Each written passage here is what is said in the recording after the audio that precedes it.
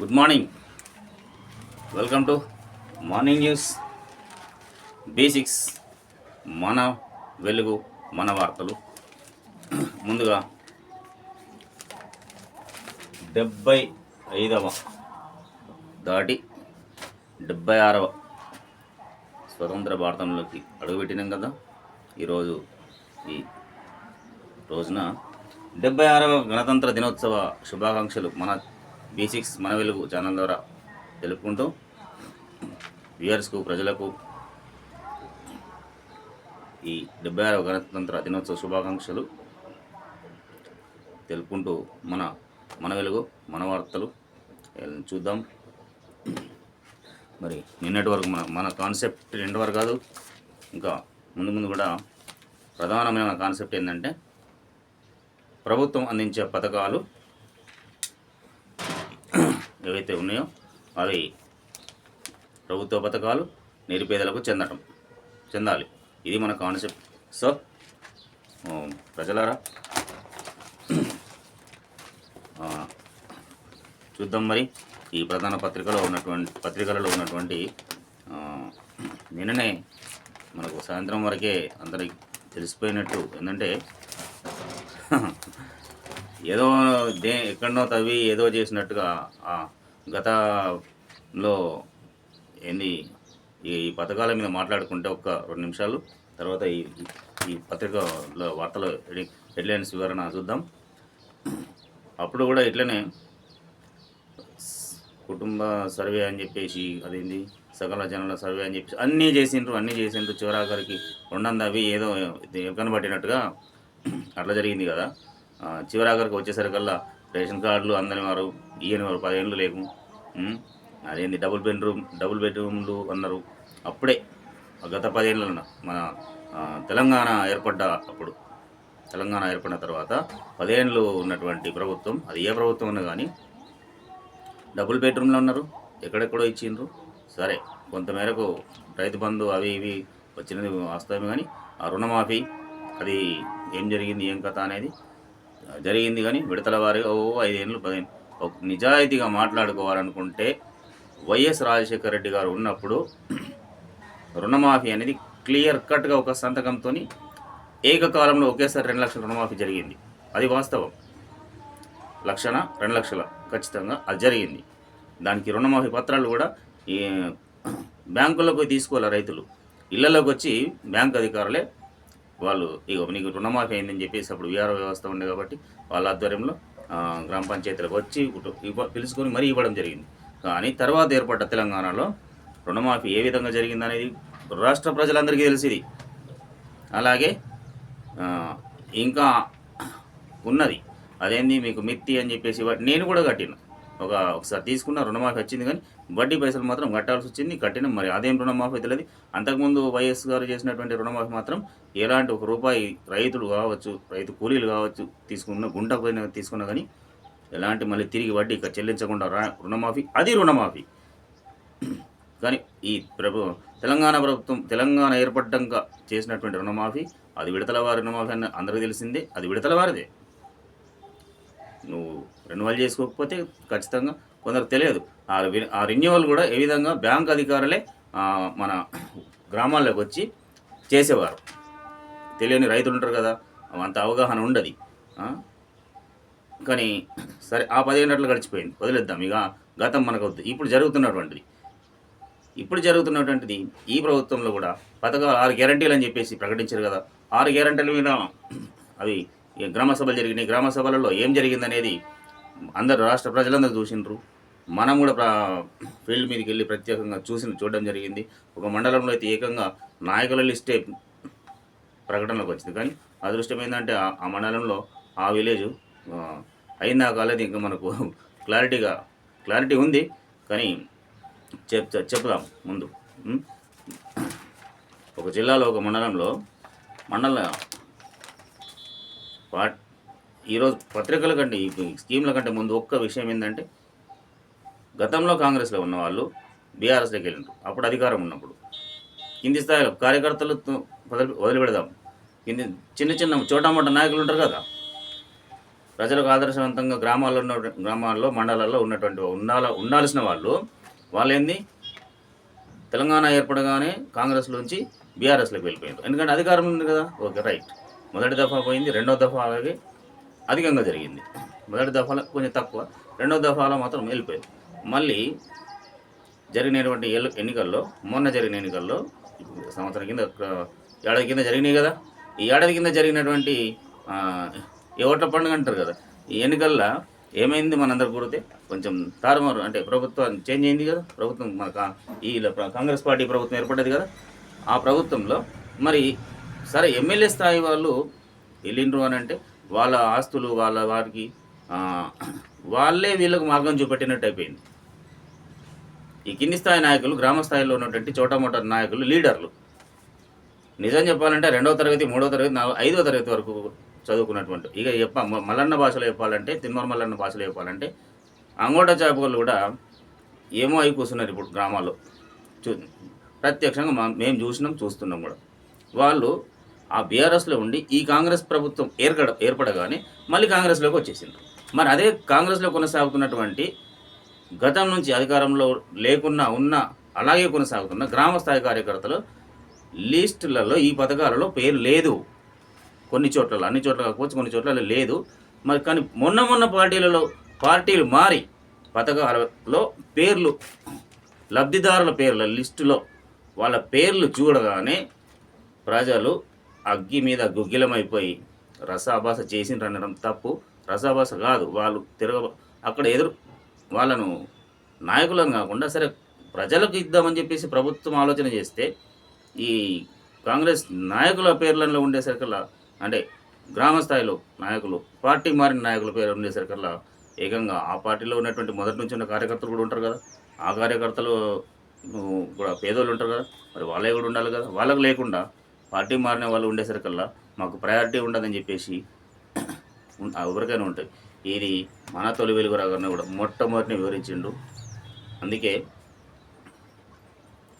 ప్రభుత్వం ఒకసారి మంత్రులు, జిల్లా ఇన్ఛార్జ్ మంత్రులు కావచ్చు, ఆయా శాసనసభ్యులు ఎవరైతే ఉంటారో కాన్స్టిట్యున్సీ వాళ్ళ అక్కడ గ్రామాల్లో నిజంగా నిర్భేదలకు చెందినట్టు చూస్తే, అధికారులను చూస్తే కూడా సంతోషం. నిజంగా నిన్న మంచిర్యాల కలెక్టర్ గారిని మొన్న నేను గుర్తు చేసుకున్నా. ఈరోజు కూడా సార్ మీకు హ్యాట్స్ ఆఫ్, రిపబ్లిక్ డే సందర్భంగా మీకు. ఎందుకంటే నిన్న మీ ఇంటర్వ్యూ నేను ఒక ఛానల్లో చూసిన, నేను ఎంత వివరణ ఇచ్చిందంటే సారు, ఈ పథకం ఇది, ఈ పథకం ఇది, ఈ పథకం ఇది అని చెప్పి, రైతు భరోసా అంటే ఇది, ఇందిరమ్మ ఇండ్లు అంటే ఈ ఆత్మీయ భరోసా అంటే ఇది అని చెప్పేసి ఇంత క్షుణ్ణంగా ఒక ఉపాధ్యాయుడు చెప్పినట్టుగా ఇంటర్వ్యూలో సార్ చెప్తే, ఇది కదా అసలు ప్రజలకు గ్రామ సభలో వివరించి. కలెక్టర్ అన్ని చోట్లకు వెళ్ళలేడు. కలెక్టర్ గారు, ఏ కలెక్టర్ గారైనా అన్ని గ్రామ సభలకు అటెండ్ కాలేరు. కానీ కింది స్థాయిలో మండల స్థాయి అధికారులు ఉంటారు కదా, వాళ్ళు వివరణ ఇవ్వకుండానే ఆధారబాధలో లిస్టు పట్టుకొని ఇగో దీనికి ఇంత పేర్లు వచ్చినాయి ఇది అని చెప్పాలంటే ప్రజలకు ఏం తెలుస్తుంది పాపం. 6 పథకాలు 4 పథకాలలో అంత క్లారిటీగా తెలియదు కదా. వివరణ ఇచ్చిన తర్వాత ఆమోదం, ఇది సరైన లబ్ధిదారుడైనా కాదా అని అక్కడనే ఫిల్టర్ అయిపోతే ఈ గ్రామ సభల్లో కనుక అక్కడే ఫైనల్ అయితే అది కరెక్ట్. అలా కాకుండా అందుకే మంచిర్యాల జిల్లా కలెక్టర్ గారు చెప్పినట్టు కనుక చెప్పి ఉంటే అలాగే అన్ని చోట్ల జరగవచ్చు. కానీ నేను ప్రాక్టికల్గా చూసింది కొన్ని తప్పుడు తడకలుగా ఉన్నాయి. ఇప్పుడు ఈరోజు మరి ఏం జరుగుతుందో చూద్దాం. ఇక ఈ పత్రికల్లో చూస్తే ఇది వెలుగు, డాక్టర్ బాబాసాహెబ్ అంబేద్కర్ను గుర్తు చేసుకుంటూ ఆయన రచించిన రాజ్యాంగం పుణ్యం అని ఈరోజు ఈ విధంగా మనం స్వేచ్ఛంగా జీవిస్తున్నామని అమల్లోకి వచ్చినటువంటి ఇదేంది 76వ గణతంత్ర దినోత్సవ శుభాకాంక్షలు మరోసారి తెలుపుకుంటూ మొదలెడదాం.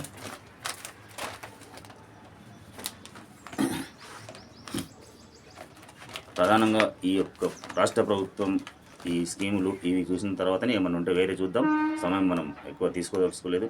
నేటి నుంచి 4 స్కీమ్స్. తొలి రోజు మండలానికి ఒక గ్రామంలో ప్రారంభం.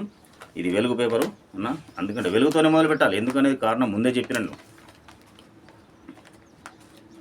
నేటి నుంచి 4 స్కీమ్స్. తొలి రోజు మండలానికి ఓ గ్రామంలో ప్రారంభం. నారాయణపేట జిల్లా చంద్రవంచలో లాంచ్ చేయనున్న సీఎం. మార్చి 31 వరకు రాష్ట్ర వ్యాప్తంగా అర్హులందరికీ అమలు. సరే, రిపబ్లిక్ డే వేడుకల తర్వాత పథకాల ప్రారంభోత్సవంలో పాల్గొనాలి. నిజమైన లబ్ధిదారుల్లో ఏ ఒక్కరికి అన్యాయం జరగవద్దు. అనర్హులకు లబ్ధి చేకూరిస్తే అధికారులపై చర్యలు తప్పవని హెచ్చరిక. ముందు నుంచి మనం మొత్తుకునేది అదే, ఇప్పుడు కూడా అదే.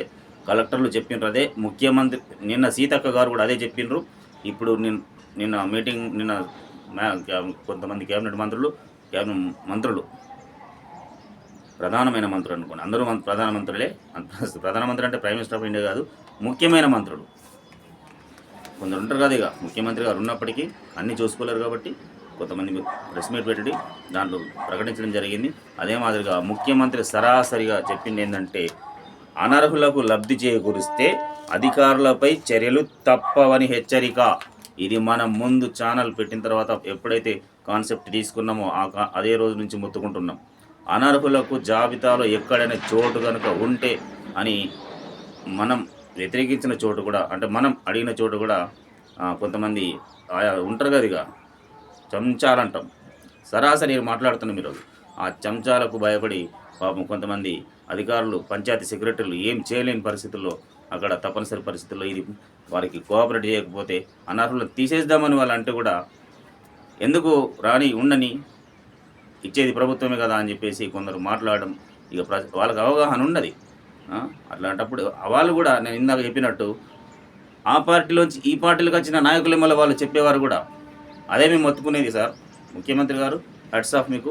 ఎందుకంటే మీ నుంచి రావాలని నేను కోరుకున్నా, మా ఛానల్ ద్వారా, కొత్త ఛానల్గా అయినప్పటికీ కూడా మీ నుంచి ఈ ప్రకటన వస్తేనే ఈ అధికారులు, కింది స్థాయి అధికారుల మీద ఒత్తిడి అనేది కాకుండా వాళ్ళు నిర్భయంగా పనిచేయగలుగుతారని చెప్పేసి మా ఆశ ఉండే. అది మీరు నెరవేర్చిండ్రు, సంతోషం. కానీ ఇక్కడ ఒకటి ఎఫెక్ట్ పడుతుంది సార్. మీరు దానికి కూడా క్లారిటీ ఇచ్చిండ్రు. నేటి నుంచి ఒక మొదలవుతున్న స్కీమ్స్ కానీ మండలానికి ఒక గ్రామంలో లాంఛనాప్రాయంగా అంటే లాంచింగ్ ఈ రోజు నుంచి మొదలవుతుంది కదా. కానీ మీరు మార్చి 31 వరకు అందరికీ ఇస్తామంటారు. ఇది సరే, 26, 4, ఫిబ్రవరి, మార్చి, ఇంకో 2 నెలలు అనుకుందాం. 2 నెలలు 6 రోజులు 7 రోజులు అంతే. 2.5 నెలలు అనుకుందాం. మార్చి 31 వరకు అర్హులందరికీ మీరు కనుక రేషన్ కార్డులు అయితే ఎట్లాగో నిరంతర ప్రక్రియ అంటే ఒప్పుకుంటారు. కానీ ఇందిరమ్మ ఇల్లు అనేది నిరంతర ప్రక్రియ అని కాకుండా మీరు మార్చి 31 వరకు ఏదైతే ప్రకటించినరో, అధికారులు సేకరించారో లిస్టు, అనర్హులను తొలగించి అర్హులకు ప్రతి ఊరిలో, ప్రతి గ్రామంలో, ఈరోజు ఒక గ్రామంలో అయితే సరే కానీ అన్ని గ్రామాల్లో యుద్ధ ప్రాతిపాదికన కనుక ఇల్లు లేని నిరుపేదలకు ఈ ప్రభుత్వం కనుక, మీ ప్రభుత్వం కనుక ఇల్లు కట్టించితే ప్రతి గ్రామంలో ఇల్లు లేని నిరుపేదలకు ఇల్లు కట్టించగలిగితే ఖచ్చితంగా మీరు మరో వైఎస్ రాజశేఖర రెడ్డిలా గుర్తుండిపోతారు సార్. ఇది మాత్రం మేము పక్కా చెప్పగలం. ఎందుకంటే మేము గ్రామ స్థాయిలో నుంచి గ్రామాల్లో తిరుక్కుంటూ చూస్తున్నాం కాబట్టి ప్రాక్టికల్గా. అందుకే ఇంత క్లారిటీగా చెప్తున్నాం సార్. మీరు పైలట్ ప్రాజెక్ట్ అనేసి అక్కడే ఆపకుండా యుద్ధ ప్రాతిపాదికన ఈరోజు మొదలు పెట్టండి. లాంచ్ చేతి సంతోషం, ఇది పండగ వాతావరణమే. కానీ అదే సమయంలో మేము మళ్ళీ మండలంలో రోల్ మోడల్ నిర్మించిన తర్వాతనే వేరే అన్ని గ్రామాల్లో మొదలు పెడతామంటే ఎఫెక్టబుల్గా ఉంటుంది. అది మీకు మైనస్ పాయింట్ అయ్యేది, కాంగ్రెస్ పార్టీకి మైనస్ అయ్యే ఛాన్సెస్ ఎక్కువ ఉంటాయి. కాబట్టి మీరు ప్రధానంగా మీరే స్కీములపైన దృష్టి పెట్టి పంచాయతీ సెక్రటరీ నుంచి మొదలుకుంటే ఎంపీడీఓల వరకు, ఎంఆర్ఓల వరకు, ప్రతి ఒక్క వరకు, కలెక్టర్ల ఎలాగూ వాళ్ళు తిరుగుతున్నారు. వాళ్ళు ఆహార నిశాలు తిరుగుతున్నారు కలెక్టర్లు మాత్రం. కానీ ప్రతి విలేజ్ టచ్ చేయలేరు కదా. అందుకని కింది స్థాయి అధికారులు, ముఖ్యమంత్రి సరాసరి హెచ్చరిక నిన్న సీతక్క గారు కూడా చెప్పిండ్రు. ఇక చూసుకోండి. ఇప్పటి నుంచి ఇప్పుడన్నా కొంచెం అనర్హులను తొలగించి నిజమైన లబ్ధిదారులను లిస్టు ప్రకటించేటట్టు ప్రయత్నం చేయండి.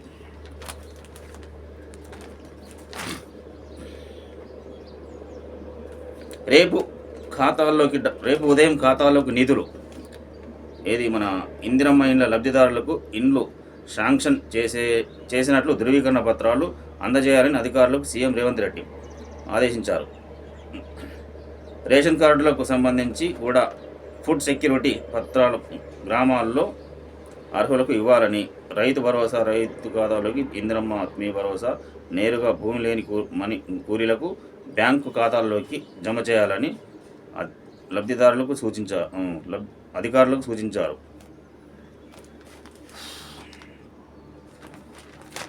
కొంచెం మనకు లైటింగ్ ఎఫెక్ట్ ఉంది ఇక్కడ, మనం ఇంకా ఇప్పుడు మొదలు కదా, కొంచెం గమనించాలి, అర్థం చేసుకోవాలి. సరే, ఇది ఏదేమైనా కానీ రేపు ఉదయం సీఎం గారి అధికారులకు సూచనలు చేసేసిండ్రు. ఏంటంటే వివిధ స్కీమ్లకు సంబంధించి ఇక ఇది రైతు బంధు ప్లేస్లో వచ్చిన స్కీమ్కి మాత్రం రేపు డబ్బులు వేస్తామని అంటుండ్రు. మిగతా వాటికి కూడా సంతోషం. కానీ ఇంకొకటి ఈ ప్రభుత్వం ద్వారా జరిగినటువంటి ఒకటి, బట్టి విక్రమార్క గారు మీరు రుణమాఫీ ఏదైతే అగ్రికల్చర్ మినిస్టర్గా తుమ్మల నాగేశ్వరరావు గారు వారు చెప్పినట్టుగా రుణమాఫీ అనేది అందరికీ జరగలేదు, ఇంకా కొన్ని మిగిలి ఉన్నాయి.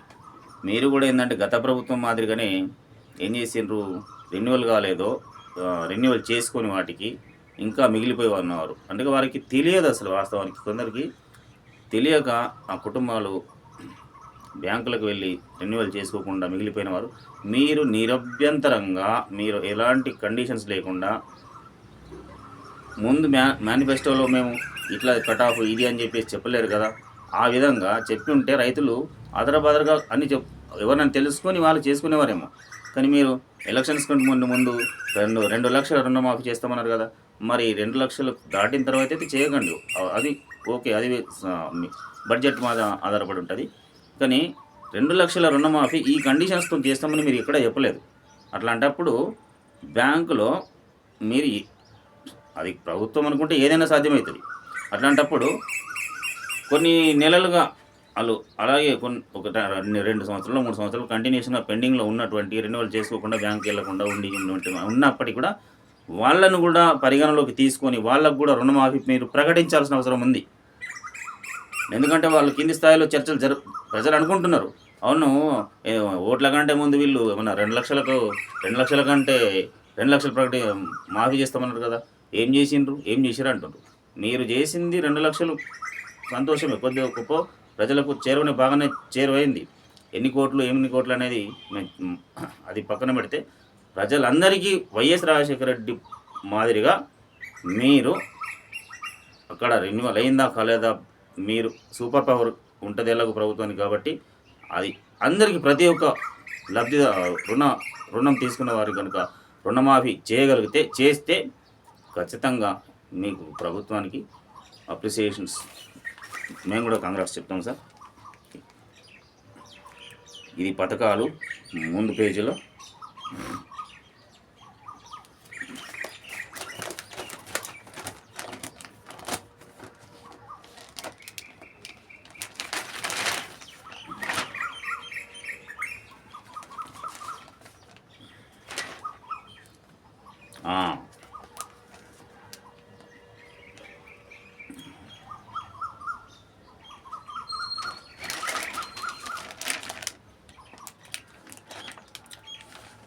ముందు పేజీలో ఒక వార్త రాయాల్సింది రాయలేరు వీళ్ళు, మరి ఎందుకో మరి. మన దగ్గర వాళ్ళ పేపర్ కూడా ఒకటే ఉంది కదా. పద్మవిభూషణ్ అవార్డ్స్, ఏఐజీ నాగేశ్వర్ రెడ్డికి పద్మవిభూషణ్, ఇక తెలంగాణ నుంచి 2, ఏపీ నుంచి 5 పద్మ అవార్డులు. మందకృష్ణకు పద్మశ్రీ. 30 ఏళ్ళు ఏబిసిడి వర్గీకరణ కోసం కొట్లాడినటువంటి మందకృష్ణ గారికి పద్మశ్రీ అవార్డు ప్రభుత్వం ప్రకటించింది. ఇది చాలా సంతోషించదగ్గ విషయం. ఎందుకంటే అలు పెరగని యోధుడి మాదిరిగా 30 ఏళ్ళు కొట్లాడి ఏబిసిడి వర్గీకరణ కోసం సుప్రీంకోర్టు కేంద్ర ప్రభుత్వాలను ఆయన ఎక్కని మెట్టు లేదు, మొక్కని కాలు లేదు అన్నట్టుగా వెంకయ్యనాయుడు గారిని సభాముఖంగా కాళ్ళ మొక్కిన సందర్భం ఉన్నది. నిజంగా కళ్ళకు నీళ్ళు వస్తాయి.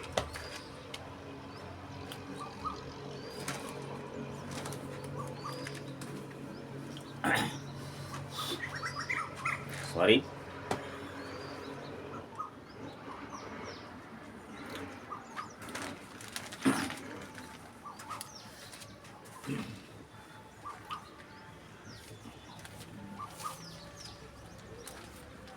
సరే, ఇక ఎలాగోలా ఒక యుద్ధ వీరుల్లాగా 30 ఏళ్ళు కొట్లాడి ఉద్యమించి మేల్కొల్పుతూ కేవలం మన ఏబిసిడి వర్గీకరణ కోసమే కాకుండా మరి మందకృష్ణ గారు,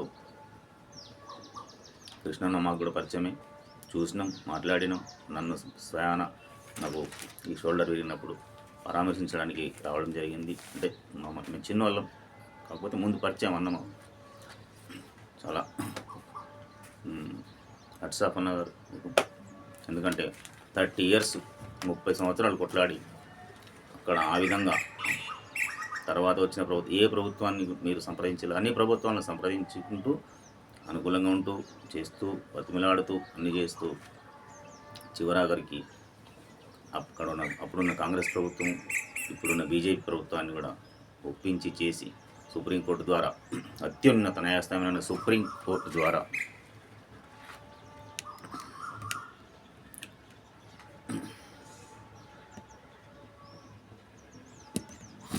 మీరు ఇది సాధించారు. అందుకు నిజంగా హ్యాట్స్ ఆఫ్ సార్.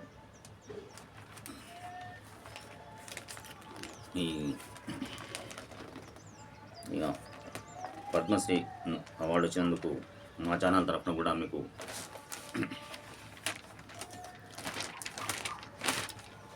శుభాభివందనాలు చెప్తున్నాను. మరి ఒక ఫోటో పెద్దగా వేసి రాస్తే మరి వెలుగు పేపర్లు ఏమవుతుందనండి. సినిమా బాలకృష్ణ ఉన్నాడు కదా, అంటే చూడగానే సెంటర్ ఫ్రంట్ పేజీలో కనబడుతుంది. మరి అదే మందకృష్ణది కూడా అట్లా ముందు రాయొచ్చు కదా, తప్పేముందండి. వాళ్ళు నటులు కావచ్చు కానీ పోరాట యోధుడు కదా.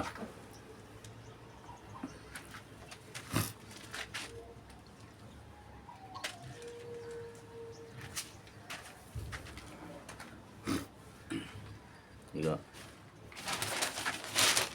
సమయం నిజంగా మందకృష్ణ అన్నకు అవార్డు రావడం అనేది ఆషామాషి కాదు. ముందుగా చెప్పినట్టుగా కేవలం ఏబిసిడి వర్గీకరణ కోసమే కాకుండా ఎన్నింటి కోసం చేయలేదు సమాజంలో అన్న. చిన్నపిల్లల గుండె ఆపరేషన్ల కోసం కావచ్చు, అప్పుడు వైఎస్ రాజశేఖర రెడ్డి గారు ముఖ్యమంత్రిగా ఉన్నప్పుడు వారితో సంప్రదించి ఈ అదొక పథకం పేరుంది కదా. ఇప్పుడు ఈ ఆరోగ్యశ్రీ వచ్చింది అంటే కేవలం అప్పుడు చేసినటువంటి పోరాట ఫలితమే. ట్యాంక్ బండ్ మీద అది ఒక పిల్లవాడిని తీసుకొని గుండె కొట్టి చిన్న ప్రాబ్లం అయితే అది అక్కడి నుంచి మొదలైన ఆ ఉద్యమమే. ఆ ఉద్యమం అంటే ఈ ఆరోగ్యశ్రీ అనేది అప్పుడు తీసుకొచ్చేది. సొంత డబ్బులతో కొంచెం అప్పుడు వైఎస్ గారు చేసినా కానీ తర్వాత ఇది అందరికీ చెందాలని చెప్పేసి ఆరోగ్యశ్రీ పథకం అనేది అప్పుడు వచ్చింది. కాబట్టి ఈ ఆరోగ్యశ్రీ రావడానికి కారణం ఎవరు? మందకృష్ణ గారే.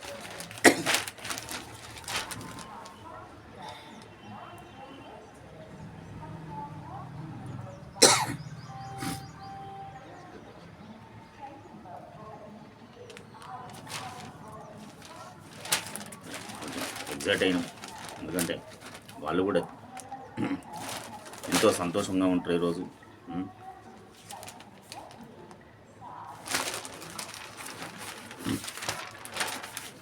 రాష్ట్రం అంతటా పండగ వాతావరణం ఈరోజు. ఈ మన ఏంటి పథకాల దాంతో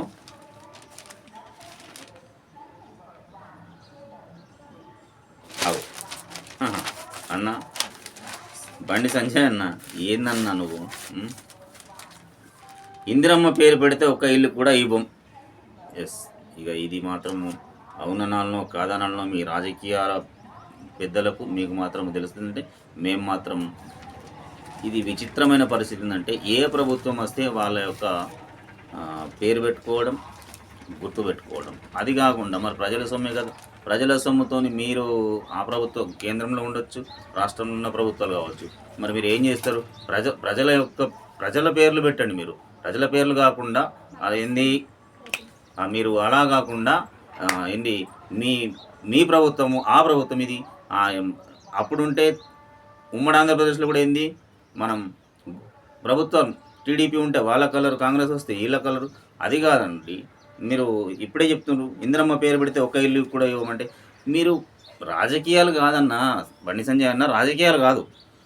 ఇందిరమ్మన, రాజీవ్ గాంధీ, మోడీనా, నరేంద్ర మోడీ, వాజ్పేయి, ఇంకా ఇది కాదు ప్రజలకు కావాల్సింది.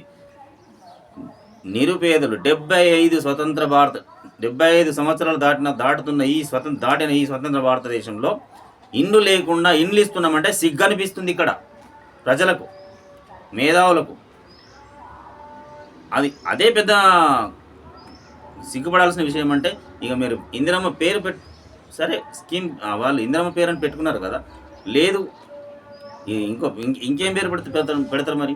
పేదవాడిళ్ళు అని పెట్టుంటే, ఎందుకంటే వాడు ఎప్పుడు పేదవాడే ఉంటాడు. నేను ఇది కాంగ్రెస్ పార్టీకి సపోర్ట్గా ఏదో ఇదిగా కాదు. ఏదన్నా ఒక పేరు పెట్టేసి పేదోళ్ళకి మాత్రం ఇల్లు ఇవ్వండి. ముందు మీరు కోట ఉన్నంత ఇస్తారా, లేనంత ఇస్తారా, ఎక్కువ ఇస్తారా? నిన్ననేమో కేంద్ర మంత్రి వచ్చినప్పుడేమో మీరు అడిగిన దానికంటే ఎక్కువ ఇస్తామన్నారు, సంతోషపడ్డాం. ముఖ్యమంత్రి ఏకంగా 20 లక్షలు అడిగిండు. మరి అప్పుడేమో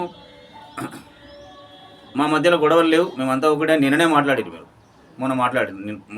మన కేంద్ర మంత్రి మనోహర్ లాల్ ఖట్టర్ వచ్చినప్పుడు. ఇప్పుడేమో ఇందిరమ్మ పేరు. మరి ఇందిరమ్మ పేరు కాకుండా మీరు ఏ పేరైనా సూచించి ఏదన్నా పేరు పెట్టేసి మీరు ఏం చేస్తారు?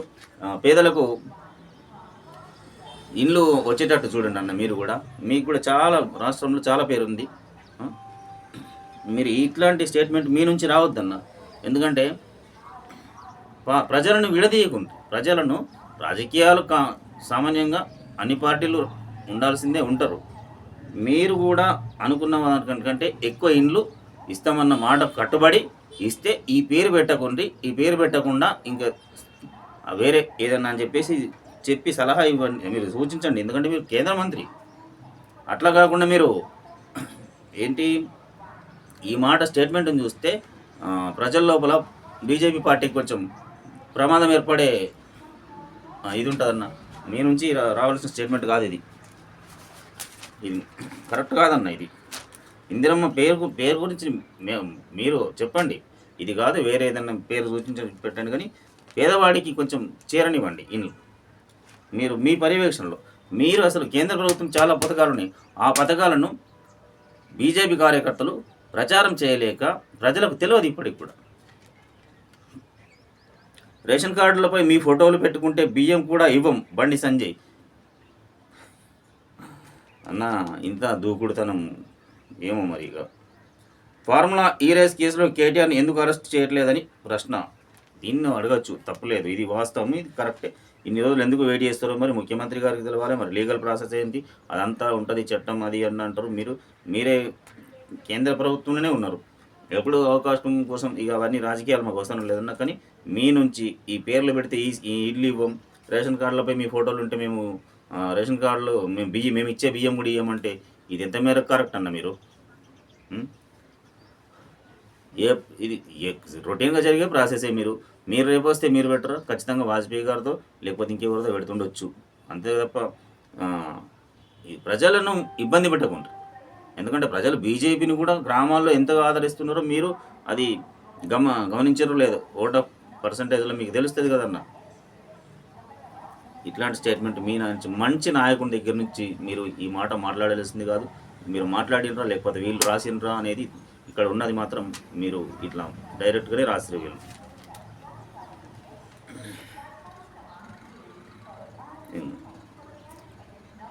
బండి సంజయ్ క్షమాపణ చెప్పాలి. ఇక అదే ఇక మీరు ఇప్పుడు ఇందాక కిషన్ రెడ్డి ఎందుకు గడపమంట ఎవరు మాట్లాడతారు వీళ్ళు కాంగ్రెస్ వాళ్ళు. ఇవన్నీ మాకు రాజకీయాలు వద్దు కానీ జరా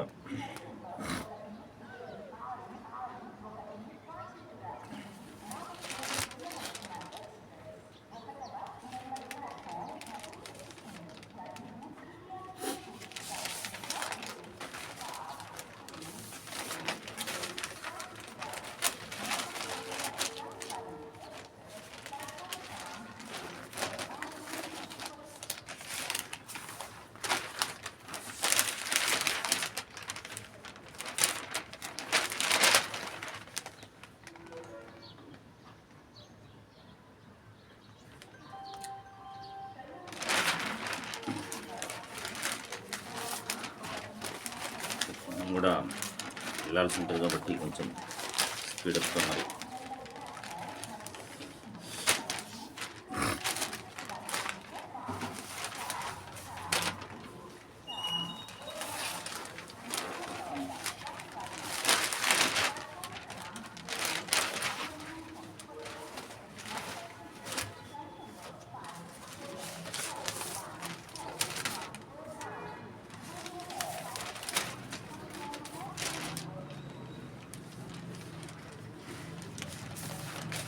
కాదు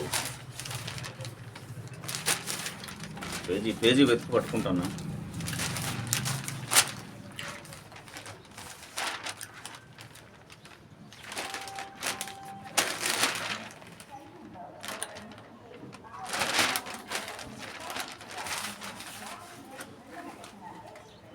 చూద్దాం ప్రధాన పేజీలో అయిపోయినాయి.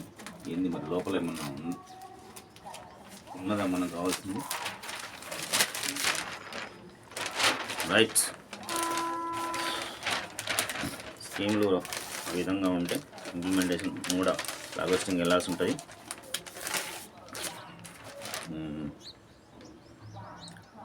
నిజామాబాద్, కామారెడ్డి ఈ జిల్లాలలో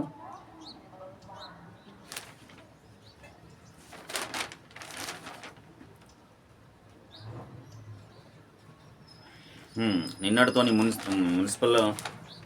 మున్సిపాలిటీల్లో పదవీకాలం ముగిసింది కదా. అయితే వారికి ప్రభుత్వ ప్రధాన సలహాదారు ఇక్కడ కామారెడ్డి జిల్లాలో అక్కడ ప్రభుత్వ సలహాదారు షబ్బీర్ అలీ గారు పదవీకాలం ముగిసిన ప్రజాసేవ మరవద్దని వారికి గైడెన్స్ చేయడం, సూచన చేయడం జరిగింది, చెప్పడం జరిగింది.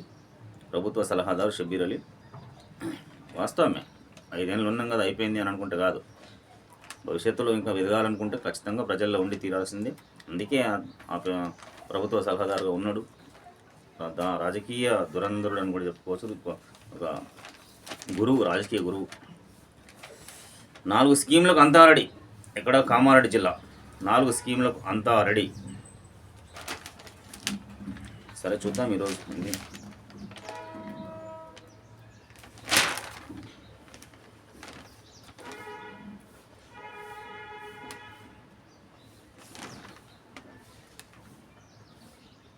బైక్ నడిపేటప్పుడు హెల్మెట్ తప్పనిసరి. కామారెడ్డిలో పోలీస్ డిపార్ట్మెంట్ ఆధ్వర్యంలో అవేర్నెస్ ప్రోగ్రామ్ అనుకుంటున్నాం. అదే బైక్ నడిపించేటప్పుడు ప్రతి ఒక్కరు తప్పనిసరిగా హెల్మెట్ ధరించాలని కామారెడ్డి రవాణా శాఖ అధికారి శ్రీనివాసరెడ్డి పేర్కొన్నారు. జాతీయ రోడ్డు భద్రత మాసోత్సవాల్లో భాగంగా శనివారం కామారెడ్డి ఆర్డీఓ ఆఫీసులో అవగాహన ప్రోగ్రాం నిర్వహించారు. ఇందులో ఆయన మాట్లాడుతూ హెల్మెట్ ధరిస్తే విలువైన జీవితాన్ని కాపాడుకోవచ్చన్నారు. ప్రతి ఒక్కరూ ట్రాఫిక్ రూల్స్ పాటిస్తూ వెహికల్స్ నడిపించాలన్నారు.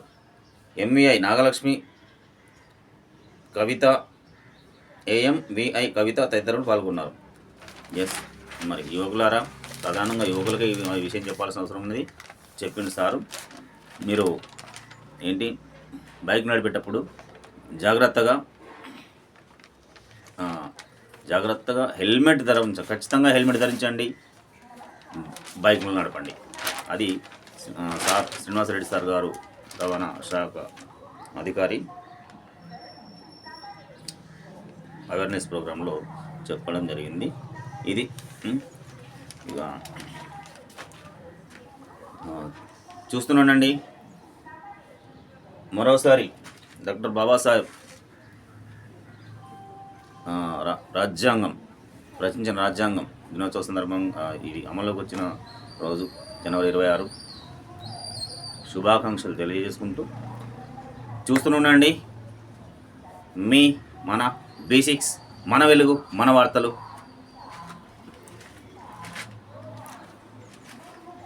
నేను మీ రాజేష్.